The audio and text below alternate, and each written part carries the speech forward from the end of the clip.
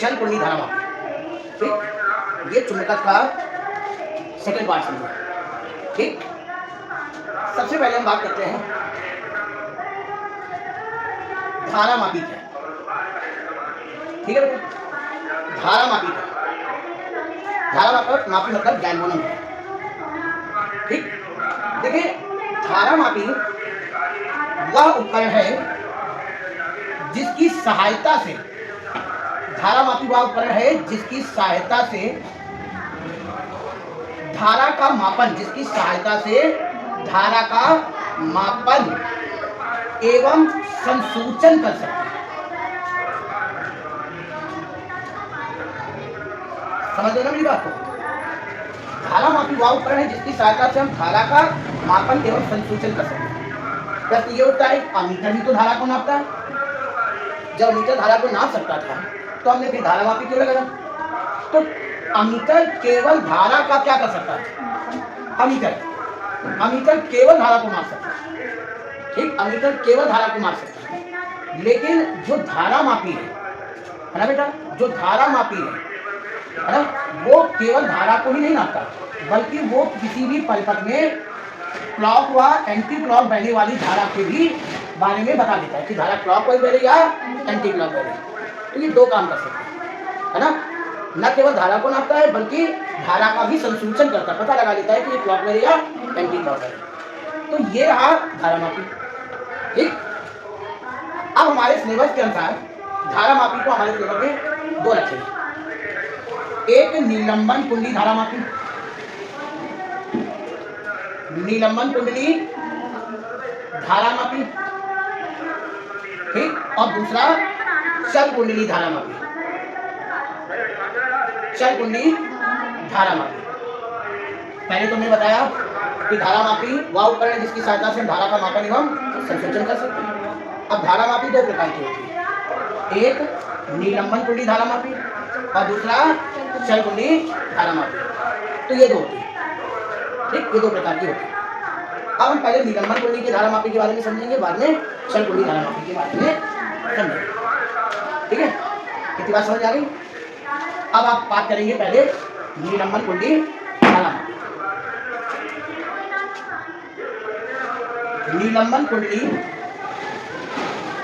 धारा मापी, सबसे पहले हम इसका फिगर ड्रा करें। ठीक है बेटा, तो फिगर में आपका, क्योंकि बिना फिगर के इस बात को समझ पाना बहुत मुश्किल होगा।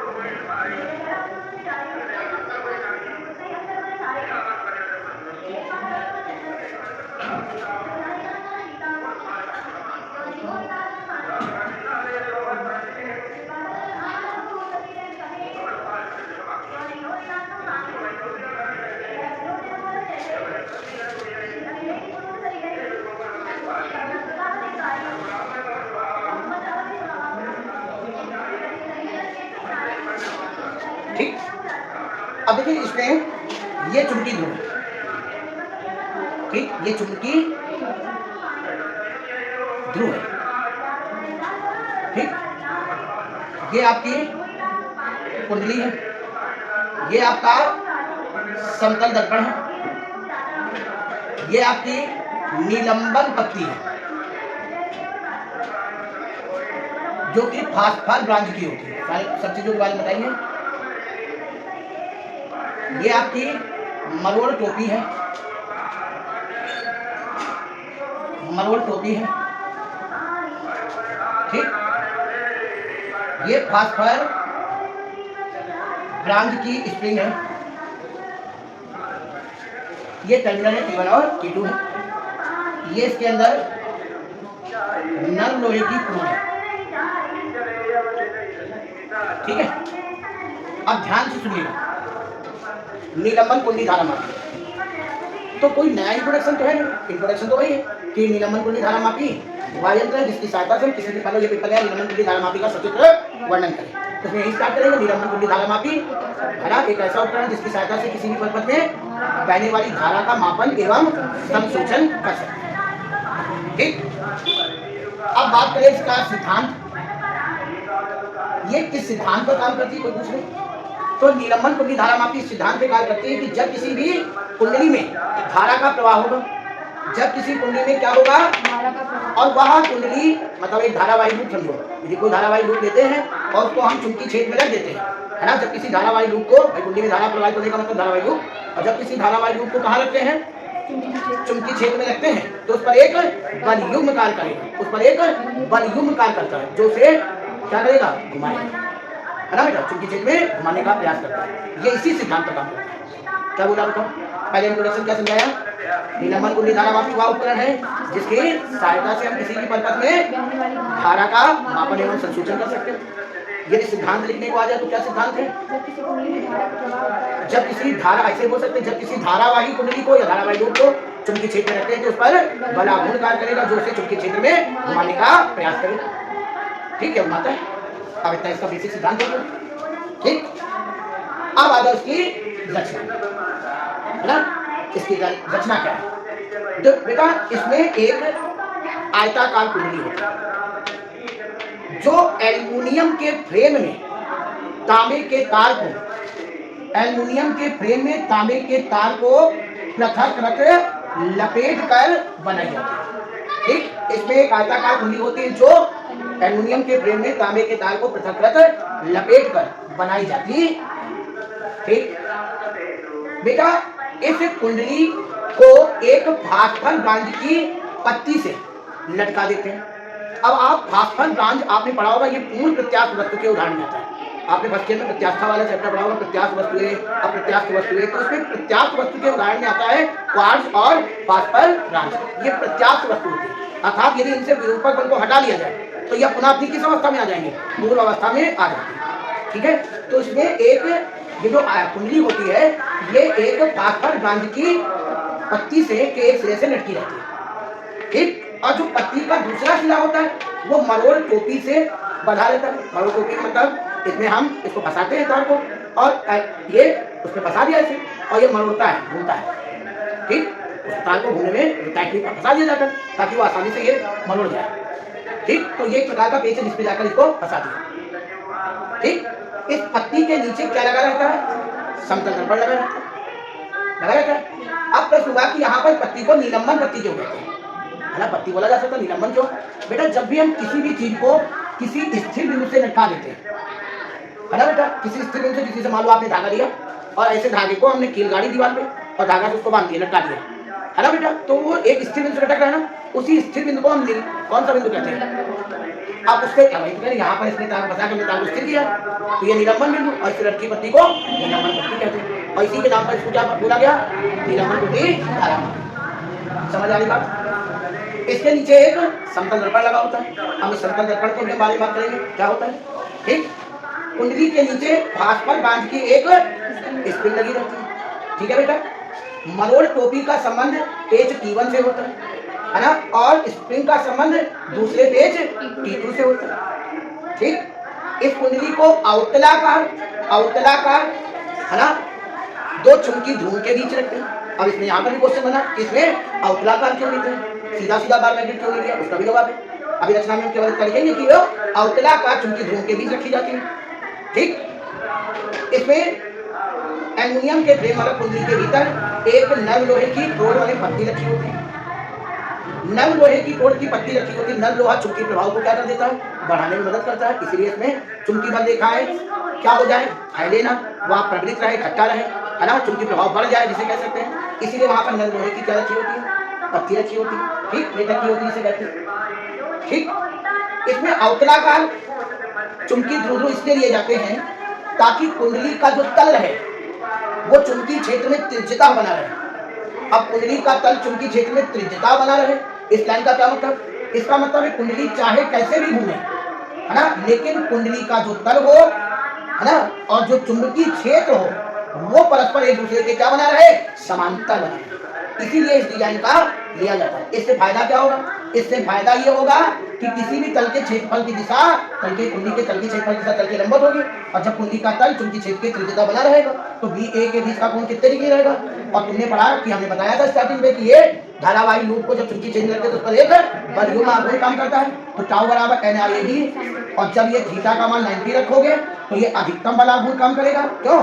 ताकि ये आसानी से कुंडी चुंबकीय क्षेत्र में क्या कर सके, घूम सके। इसीलिए इसमें अवतलाकार लिया जाता है, ताकि किसी भी स्थिति में जब अवतलाकार होगा तो चुंबकीय बल देखा है क्या रहेंगी, तो कुंडी यदि घूमेगी भी, कुंडी घूमेगी भी, तब भी वो हर समय क्या रहेगा, चुंबकीय बल रेखाओं की क्या होगी, समांतर बनी रहेगी। इसीलिए इसमें अवतलाकार चुंबकीय द्विध्रुव का इस्तेमाल करते हैं। ठीक, इसमें से एक पेच T1 से है ना, एक पेच T1 से कुंडली में क्या प्रवाहित करते हैं, धारा, और T2 से ये धारा बाहर निकलती है। ठीक, क्या क्या बात बताई, क्लियर हो गया?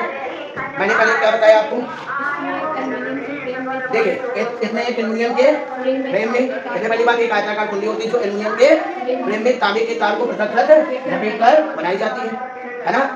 यह कुंडली एक फास्फोर ब्रांच की पत्ती के एक सिरे से लटकी होती है। पत्ती का दूसरा सिरा मरोड़ टोपी से जुड़ा रहता है।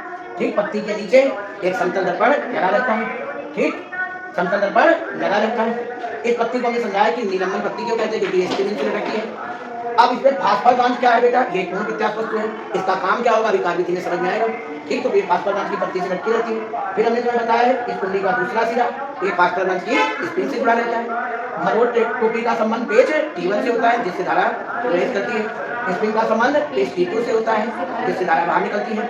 इस पूरी कुंडली को दो अवतलाकार चुंबकीय ध्रुव के बीच रखते हैं। इसमें अवतलाकार चुंबकीय ध्रुव का इस्तेमाल इसलिए करते हैं ताकि कुंडली का तल चुंबकीय क्षेत्र की त्रिज्या बना रहे, अर्थात ना, अर्थात उस पर ज्यादा से ज्यादा बल आघूर्ण लग सके। इसीलिए और इस कुंडी के भीतर क्या रखते हैं बेटा, नर लोहे की कोण रखते हैं, है ना, ताकि उस स्थान पर प्रबल चुंबकीय क्षेत्र बना रहे। ठीक, रचना की बात समझ में आ गई, रचना की बात समझ में आ गई।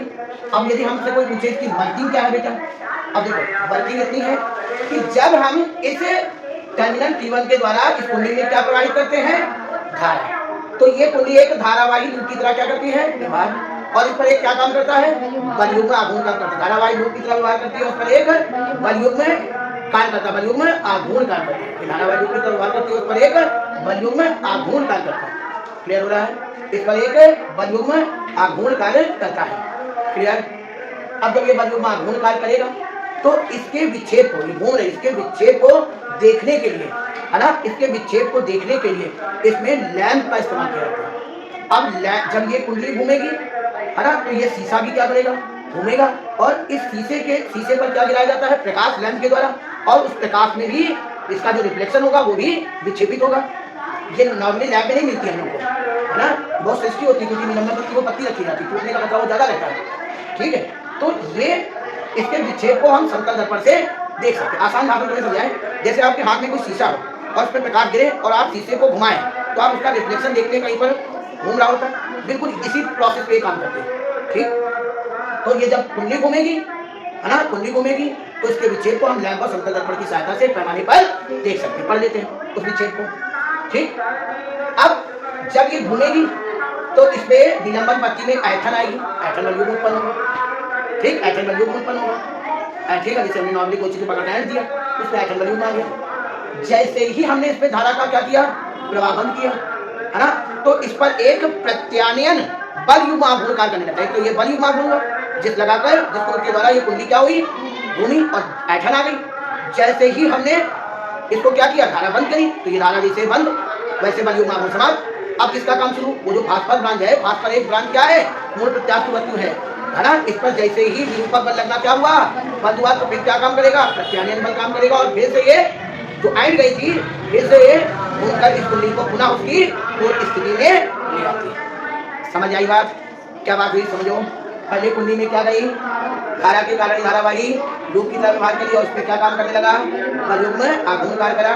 बलयुग्म आघूर्ण के कारण ये क्या हुई, विक्षेपित हुई। इसके विक्षेप को हमने लैंप और समतल दर्पण की सहायता से किस पे पढ़ा, पैमाने पर पढ़ लिया। ठीक, और साथ ही साथ इस निलंबन पत्ती में भी क्या आ गई, ऐठन आ गई। जैसे ही धारा का प्रवाह क्या हुआ, बंद हुआ, बलाघूर्ण कार्य करना बंद हुआ, वैसे फास्फोर ब्रांच पुनः प्रत्यानयन बलयुग्म आघूर्ण लगाकर इस कुंडी को उसकी पूरी स्थिति में, और जितना बल आघूर्ण लगाकर हम इसको विक्षेपित करते हैं उतना ही बल आघूर्ण लगाकर ये इसको उसकी पूर्व अवस्था में या प्रारंभिक अवस्था में ले आता है। It is clear? समझ में आया? तो अब मान लीजिए, अब हमने कहा था यहाँ पर कुंडली का तल चुंबकीय क्षेत्र की त्रिज्यता बना रहेगा, अर्थात बी और ए परस्पर क्या बना रहेगा। अब मान लीजिए इस कुंडली का क्षेत्रफल कितना है, कुंडली में धारा कितनी है, चुंबकीय क्षेत्र कितना है, मान लो कुंडली में फेरे कितने हैं, तो आप बताइए धारावाही धारावाही लूप पर लगने वाला बल युग्म आघूर्ण कितना होगा बेटा बताओ। बल युग्म आघूर्ण वैसे तो होता है टाउ बराबर NIAB साइन थीटा, लेकिन थीटा का मान क्यों 90 बना रहा है, क्योंकि ये किस आकार का है, अवतलाकार। और एक और बात ये लिख सकते, ये पूरा उपकरण एक भाग के बॉक्स के भीतर होगा। ठीक, बल आघूर्ण ये लगेगा, टाउ बराबर क्या बनेगा NIAB। अब इस पे जब ये धारा बहनी बंद हो जाएगी तो बल आघूर्ण का मान 0। अब कौन सा बल युग्म आघूर्ण कार्य करेगा, प्रत्यानयन बल युग्म, जो कि ऐंठन के कारण आया था, है ना, ऐंठने के कारण उस पे लगेगा।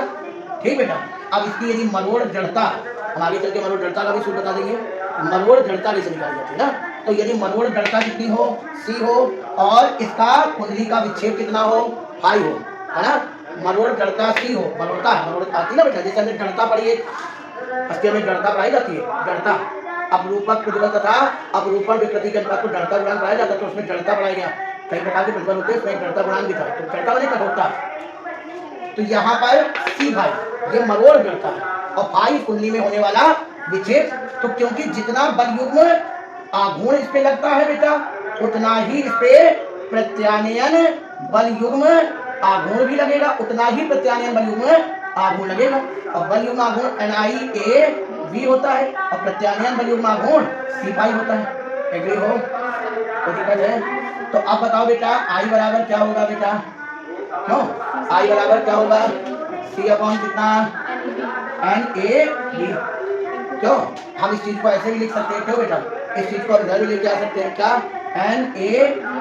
NAB अपॉन कितना CI बराबर कितना बेटा 5 हो सकता है। अब ये सारी चीजें तो कांस्टेंट है, और बराबर कांस्टेंट हट जाए तो 5 प्रोपोर्शनल क्या हो जाएगा बेटा, I हो जाएगा। अर्थात जितनी ज्यादा इसमें क्या जाएगी धारा, उतना ही ज्यादा कुंडली में क्या होगा, विक्षेप होगा। नहीं समझ आएगी क्या? क्लियर हो गया? अब आपको बता दें मरोड़ जड़ता, देखिए ये जो इसमें आपका फास्फर बंद होता है, ठीक, इसकी जो पत्ती रखी जाती है निलंबन पत्ती, ये समझ में आएगी, पहले ये बताओ, पूरी रचना पूरी कागजी समझ में आ गई। ठीक, अब आपको बताएं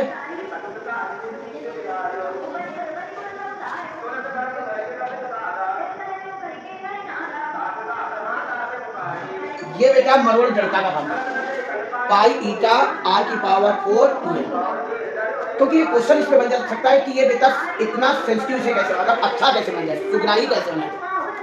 तो पूछ ले कि निलंबन कुंडली धारा मापी सुग्राही कब होगा, अच्छा कब काम करेगा, बहुत अच्छा काम होगा। तो अच्छा तब काम करेगा जब इसकी मरोड़ जड़ता बहुत कम है। मरोड़ जड़ता मान लो कोई चीज है, तुम ऐसे समझो, एक लोहे का तार लिया, हमने प्लास्टिक को ऐड दिया, वो ऐड गया, अब वो बिल्कुल नहीं रहा, क्योंकि उसमें क्या है, जड़ता है। वो एक बार ऐड गया तो ऐड गया, खुल नहीं रहा। जैसे रबड़ को रबड़ ले, हम एक बार रबड़ को घुमाएं और छोड़ दे तो वापस आ जाती है, क्योंकि उसकी जड़ता कमजोर है। अब हम धातु लेंगे, उसको ऐंठेंगे तो वो क्या होगी, वापस नहीं आती। लेकिन फास्फोरस बांध के पूर्ण प्रत्याश से वापस आ जाती है कि नहीं। और उसमें भी हम इस बात का ख्याल रखते हैं, इसलिए फास्फोरस बांध दिया गया ताकि मरोड़ जड़ता क्या हो जाए, कम हो जाए। अब आप ईटा आपने पढ़ा, इसी की बात करें तो जड़ता गुणांक है ना, यही फर्स्ट ईयर पढ़ाया जाता है, अपरूपण विकृति के अनुपात को ही जड़ता गुणांक होता है। अब इससे ये पता चल रहा है, जैसे क्वेश्चन उठाया कि निलंबन कुंडली धारा मापी सुग्राही कब होगा, तो आपका जवाब होना चाहिए निलंबन कुंडली धारा मापी सुग्राही कब होगा, जब इसकी मरोड़ जड़ता कम होगी। अब इसकी मरोड़ जड़ता कब कम होगी, इस सूत्र से, जब तार की त्रिज्या कम होगी और तार की लंबाई ज्यादा होगी। जितनी ज्यादा त्रिज्या कम होगी मरोड़ जड़ता उतनी ही कम, जितनी लंबाई ज्यादा उतनी ही मरोड़ जड़ता कम। तो अब इसको सुग्राही बनाने के लिए इसके चक्कर में ये जो पत्ती होती है इसकी त्रिज्या कम रखी जाती है और लंबाई ज्यादा, मतलब पतला तार लंबा तार लिया जाता है। अब इसका नुकसान क्या होता है, अब इसका नुकसान ये होता है, बढ़िया काम तो करेगा, सस्ती तो हो गई, लेकिन आम बच्चों के लिए नुकसानदायक साबित हो गया। क्योंकि यदि एक बार उठा के एक जगह से दूसरी जगह रखा गया है ना, तो क्योंकि इतना पतला तार है कि इसका कभी भी टूटने का क्या रहता है, खतरा बना रहता है, ये टूट जाएगी, अति से टूट जाएगी, काम करना बंद कर देगा ये तार, है ना। क्योंकि हमें मरोड़ जड़ता कम करने के लिए इसको पतला लेना पड़ा, लंबा लेना पड़ा, लेकिन यही बात इसको क्या हानिकारक बनाती है प्रयोग करने में, इसलिए लैब में इसका इस्तेमाल हम नहीं करते। समझ आई होगी बात? ठीक, तो ये सारी चीजें थी किसके संबंध में बेटा? मरोड़ कर्ता और निलंबन कुंडली धारा मापी के संबंध में। ठीक, क्लियर हो गया? एक लॉन्ग क्वेश्चन था जिसके बारे में आपको डिटेलिंग के साथ बताया गया। ठीक, इसका आपको बेसिक सिद्धांत बताया गया, इसका क्यों वर्किंग बताया गया, ठीक, और रचना भी समझाई गई। अब इसमें जड़ता के बारे में बता दिया गया। अब हमारा जो दूसरा है वो है कीलकित कुंडली धारा मापी। यदि हम कीलकित कुंडली धारा मापी की बात करें, ठीक है बेटा, अब ये कीलकित कुंडली धारा मापी में भी एक क्या होती है बेटा? एल्युमिनियम की कुंडली होती है, थोड़ा ध्यान देना। इसमें भी एक नर्म लोहे की क्या होती है बेटा? रोड होती है। लगभग सारी चीजें वैसे ही है। ठीक, ध्यान दीजिएगा।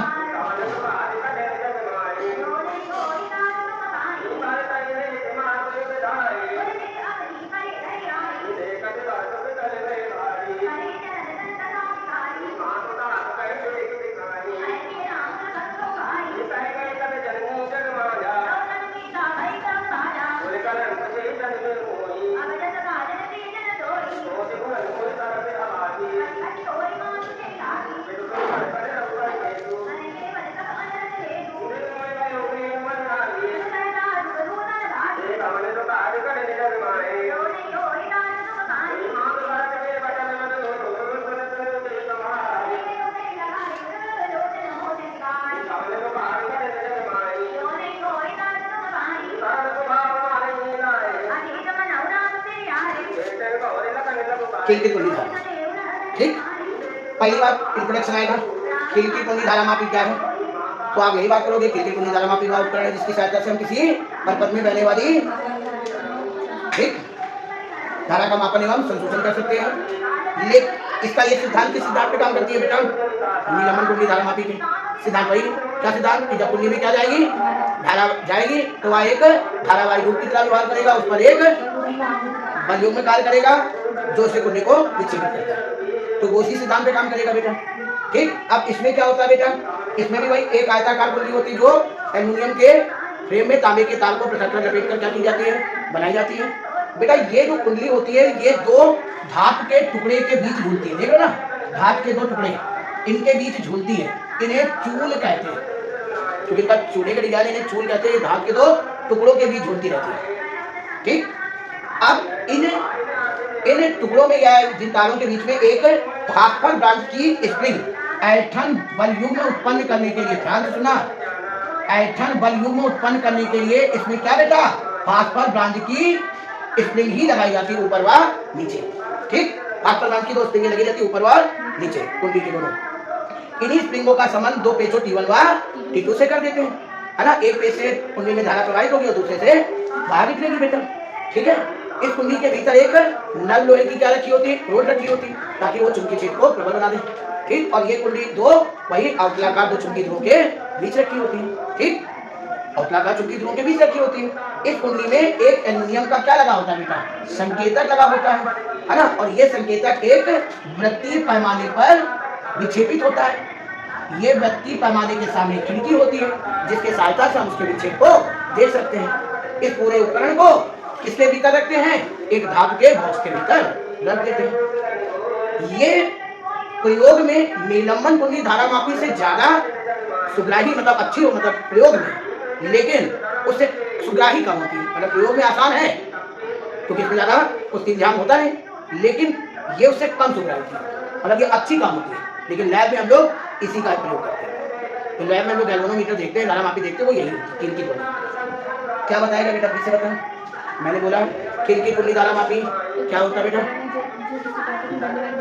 मापन एवं संशोधन कर सकते हैं। ये इसके सिद्धांत पर निलंबन कुंडली धारा मापी के ही तरह उसी सिद्धांत पे काम करती है। क्या सिद्धांत बता चुके हैं? जब कुंडली में धारा प्रवाहित होगी तो उस पर एक बलयुग्म में आघूर्ण कार्य करेगा जो कुंडली को विक्षेपित करेगा। ये लिख दिया आपने।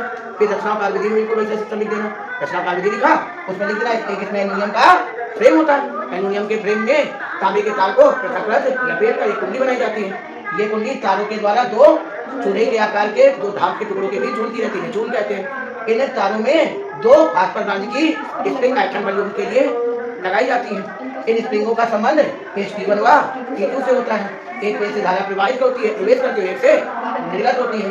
इस कुंडली को दो अवतलाकार चुंबकीय ध्रुवों के बीच रखते हैं। इसके बीच में एक नम लोहे की रोड रखते हैं, है ना। इस रोड में एक एल्यूमिनियम का संकेतक लगा होता है जो वृत्तीय पैमाने पर घूमता है। इस पैमाने के सामने एक खिड़की लगी होती है, इससे हम उसके विक्षेप को देख लेते हैं। ठीक, यह उपकरण प्रयोग में सुविधाजनक है, लेकिन निलंबन कुंडली धारामापी से क्या होता है, कम सुविधा। एग्री हो यहाँ तक? ठीक, क्लियर हो गया। अब इसमें कोई नई चीज नहीं, बल्कि वही धारा जाएगी। ठीक, क्या होगा, धारावाही रूप बनेगा, इस पर बल आघूर्ण काम करेगा, घूमेगा, स्प्रिंगों में ऐंठन आएगी। जैसे धारा प्रवाहित बंद हुआ, फिर ये स्प्रिंग उसको पुनः उसकी, और जब ये घूमेगी तो साथ ही साथ ये पैमाना विक्षेपित होगा, जिस पैमाने को हम संकेतक में पढ़ लेंगे। और जैसे धारा प्रवाह बंद होगा तो ये जो स्प्रिंग है ये इस कॉइल को फिर से उसकी पूरी स्थिति में ले आएगी। बस खत्म। अब इसमें बड़ा सीखित और निलंबन के बाद इसमें एक बड़ा पॉपुलर क्वेश्चन आता है, क्या बेटा, धारामापी को का अमीटर में रूपांतरण। और पूरे चैप्टर के न्यूमेरिकल इसी बेसिक फॉर्म में पढ़े। धारामापी का अमीटर में रूपांतरण, पूरे चैप्टर के न्यूमेरिकल इसी पे। धारामापी का अमीटर में रूपांतरण। देखिए, सबसे पहले जैसा कि हमने बताया, अमीटर बेटा, अमीटर वह उपकरण है जिसकी सहायता से हम किसी भी परिपथ में बहने वाली धारा को एम्पियर में नाप सकते हैं। एम्पियर में नाप सकते हैं। अमीटर वह उपकरण है जिसकी सहायता से किसी भी परिपथ में बहने वाली धारा को हम एम्पियर में माप सकते हैं। वन टाइम ध्यान से सुनो तो याद हो जाएगी। ठीक, लेकिन अब हमारे पास मान लो अमीटर नहीं है, गैल्वेनोमीटर है, धारा मापक। ठीक, देखिए, अमीटर की बनावट में 0 1 साइड होता है एक दिशा में, लेकिन गैल्वेनो की बनावट में 0 बीच में होता है। ये बच्चों की पहचान, देखने में उपकरण कैसे पहचानेंगे, लैब में जाकर पहचानेंगे। तो गैल्वेनो 0 बीच में होता है। ये क्लॉक और एंटी क्लॉक को संशोधन करती है कि धारा क्लॉक या एंटी क्लॉक। लेकिन इसके साथ साथ इसमें कमी है, इसकी परास ज्यादा नहीं होती। मतलब ये धारा को तो नाप सकते हैं, लेकिन धारा ज्यादा हो गई तो ये बेकार, ये पूरी घूम जाएगी। काम बताओ, ये धारा ज्यादा, इसकी परास कम होती है, मतलब ये ज्यादा धारा को नाप नहीं सकती। तो अब हम इसको, इसी धारामापी को अमीटर में चेंज करना चाहते हैं। ठीक, अब सुना, अब हम इसको क्या मानेंगे, पहले हमें जब टॉपिक आ गया तो हम लिखेंगे अमीटर वह उपकरण है जिसकी सहायता से हम किसी भी परिपथ में धारा को एम्पियर में ला सकते हैं। हम धारामापी को अमीटर बनाने के लिए क्या करते हैं, इसके साथ एक संट बने अज्ञात प्रतिरोध समांतर क्रम में लगा देते हैं। अब प्रश्न आया कि समांतर क्रम में क्यों लगा दिया भाई, हम सीढ़ी क्रम में लगा देते हैं। तो उसका जवाब यह है कि धारामापी खुद बहुत बड़ी धारा को नाप, तो अब हमें इस बड़ी धारा को नापना है। मान लो आई धारा नापना है, ये बड़ी धारा नहीं नाप पा रहे, तो अब ये थोड़ी ही धारा लेकर पूरी तरह से क्या हो गया, गया। सपोज ऐसे समझो, हमें 10 एम्पियर धारा नापनी है और ये एक ही एम्पियर ले सकता है, इसकी कैपेसिटी नहीं ज्यादा, है ना। तो अब क्या होगा बताओ, तो सीधी सी बात है, ये एक निश्चित धारा लेकर ही पूरी तरह से क्या हो जाता है, विक्षेपित हो जाता है। तो यदि हम इसके साथ एक प्रतिरोध लगा दें तो इसको जितना लेना ले लें, और बाकी कितनी बची बेटा बताओ, I माइनस आई जी किसको चली जाएगी, संट में चली जाएगी। तो ये धारा को झेलने के लिए तैयार हो गया। भाई हम ये दे सकते हैं, हमें 10 मिल रहा है, हम नहीं संभाल पा रहे हैं, तो हमारे साथ दूसरा बंटवारा करने लगा दो, जो बाकी उसको ग्राइंड कर ले। तो बताइए, श्रेणी क्रम में लगा देते हैं तो क्या बना होता है, श्रेणी क्रम में क्या धारा बढ़ती है, क्या धारा का विभाजन कब होता है, समांतर क्रम में। इसीलिए धारामापी के साथ संट को किस क्रम में लगाते हैं। बड़ा बोर्ड में इंपॉर्टेंट क्वेश्चन है कि धारामापी को अमीटर बनाने के लिए हमें क्या करना चाहिए, तो हमें उसके धारामापी के साथ हमें एक संट को किस क्रम में लगा देना चाहिए, समांतर क्रम में ही लगाना चाहिए, ताकि वो धारा को विभाजित है। इस प्रकार जो ये बन के तैयार हुआ ना, तो दोनों समांतर क्रम में लगा दिया, तो अब ये किसकी तरह व्यवहार करेगा बेटा, क्लियर हो गया। समांतर क्रम में क्यों लगाया गया, क्योंकि ये खुद धारा ज्यादा नहीं डाल सकता था, तो हमें धारा विभाजन के लिए इसमें एक प्रतिरोध किस क्रम में लगाना पड़ा, समांतर क्रम में लगाना पड़ा। क्लियर हो रहा है कि नहीं हो रहा है। अब हम क्या मानेंगे, सुनो क्या क्या है, ये क्या है, माना धारामापी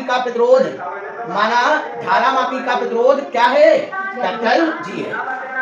यहाँ आई जी धारा लेकर, है ना, पूर्ण विक्षेपित हो जाए, मतलब इससे ज्यादा धारा ले नहीं सकता, पूर्ण विक्षेपित होता है। सवाल में यही बात पूछेंगे, कहीं पर उसने बोला कि 3 मिली एम्पियर से पूर्ण विक्षेपित हो गया, तो इसका मतलब हम उस चीज को क्या लिखेंगे, IG लिखेंगे, पूर्ण विक्षेपित होता है।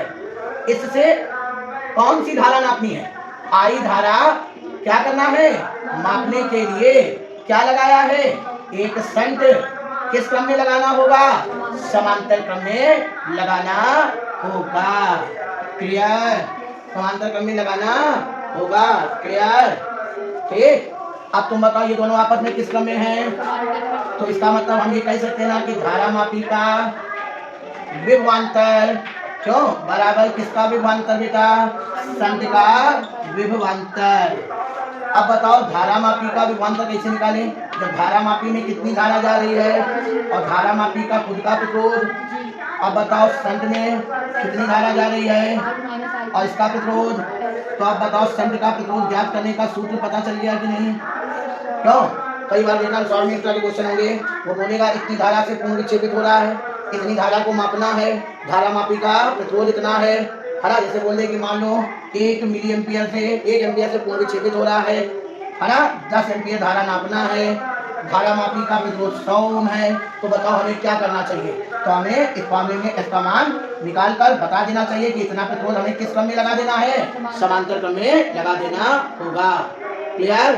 अब इसी में तुमसे वो क्वेश्चन बढ़ा के पूछ सकता है, अब ये दोनों मिलकर क्या बना रहे हैं। अब यदि तुमसे कहा जाए तो बताओ अमीटर का प्रतिरोध क्या होगा, ठीक। तो अमीटर का प्रतिरोध कैसे निकलेगा, क्योंकि G और S दोनों किस क्रम में है, तो 1/G और प्लस 1/S, तो इसका LCM G plus S upon क्यों, तो R बराबर क्या होगा, GS अपॉन G प्लस।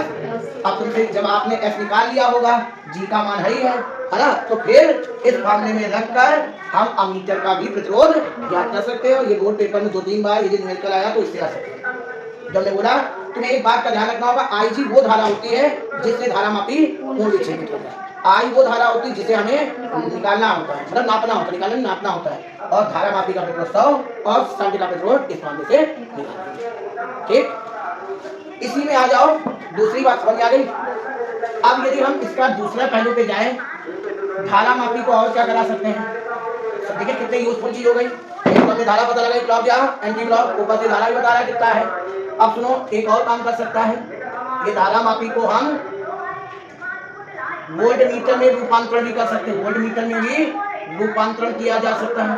अब हमारा प्रश्न है वोल्ट मीटर क्या है बेटा, तो वोल्ट मीटर वह उपकरण है जिसकी सहायता से किसी भी परिपथ का विभवांतर, किसी भी परिपथ का वोल्टेज विभवांतर हम किस में निकालते हैं, वोल्ट में निकालते हैं ना। वोल्ट मीटर वह उपकरण है जिसकी सहायता से हम किसी भी परिपथ का विभवांतर हम किसमें, वोल्ट में निकालते हैं। अब वोल्ट में तो निकालते हैं, तो धारामापी को वोल्ट मीटर कैसे बनाया जाए भाई। अब क्योंकि धारामापी के साथ एक कमी है कि ये धारा ज्यादा ले नहीं सकता, इसका परास कम होती है ना, तो जब ये धारा ही कम लेगा तो ये वोल्टेज भी ज्यादा नहीं नाप पाएगा, जो खुद धारा कम ले तो ज्यादा वोल्टेज कैसे नापेगा। अब हमें इससे ज्यादा वोल्टेज नापना है, मान लीजिए किसी भी परिपथ के 2 बिंदुओं के बीच का विभवांतर ज्यादा है और ये केवल IG धारा लेकर ही पूर्ण रूप से क्या हो रही है, तो अब सीधी सी बात है, ज्यादा वोल्टेज को बांटने के लिए इसके साथ एक प्रतिरोध किस क्रम में लगा देना चाहिए, क्योंकि आप जानते हो श्रेणी क्रम में वोल्टेज बढ़ जाता है ना बेटा, समांतर क्रम में धारा बढ़ जाती है और श्रेणी क्रम में तो इसको जितना नापना लेगा बाकी सब कौन झेले, प्रतिरोध झेले। इसीलिए इसके प्रतिरोध को किस क्रम में लेते हैं, श्रेणी क्रम में, है ना। तो कभी आपका एक क्वेश्चन हुआ कि धारामापी का अमीटर बनाना हुआ तो हमें प्रतिरोध को किस क्रम में लेना चाहिए था, समांतर क्रम में। धारामापी का हमें किसमें बनाना है, वोल्ट मीटर में, तो हमें प्रतिरोध किस क्रम में लेना चाहिए, वो जवाब बोलते श्रेणी क्रम में क्यों लिया, ताकि हम वोल्टेज का क्या कर सके, बंटवारा कर सके, विभाजन कर सके, ठीक। अब उसकी लैंग्वेज में क्या लिखेंगे कि माना धारामापी का प्रतिरोध कितना है और ये IG धारा लेकर ही पूर्ण रूप से इससे हमें कितना विभवांतर नापना है B, और इसके साथ श्रेणी क्रम में कौन सा प्रतिरोध है। अब तुम जानते हो कि श्रेणी क्रम में धारा तो यदि IG इस पे जा रही है तो IG तो उसमें भी जाएगी, ठीक है। तो इस पूरे वोल्टेज का, इस पूरे विभवांतर को कितने लोगों ने बांटा, एक ने कितना लिया, धारा गुणित प्रतिरोध, क्यों, बाकी उसने कितना लिया, धारा गुणित। अब इससे कौन सी चीज कॉमन है बेटा, G plus V upon G plus R बराबर V अपॉन IG माइनस। इसका मतलब हमें इस सूत्र से पता लग जाएगा कि हमें कितना प्रतिरोध गैल्वेनोमीटर के साथ श्रेणी क्रम में लगाना होगा, ठीक। इसके लिए तुम्हें दे देगा, बोलेगा कि धारामापी का प्रतिरोध 100 ओम है, इससे हमें 200 वोल्ट नापना है, ठीक। और ये 5 एम्पियर 1 एम्पियर धारा लेकर ही पूर्ण रूप से क्या हो जाती है। तो बताओ धारा मापी के साथ क्या करें। तो हम फिर इस मामले में इसको रखेंगे, आर का मान निकालेंगे बाकायदा और लिखेंगे कि इतने प्रतिरोध को हम इस क्रम में लगा दें, श्रेणी क्रम में। ओके, ठीक। चल कुंडी धारा मापी में अब 2 चीजें छोटी छोटी बची है। कल जब हम वो चुंबक के बारे में क्लियर कर रहे होंगे तो धारा सुग्राहिता और वोल्टेज सुग्राहिता के बारे में भी इसमें बता देंगे, ठीक। ओके।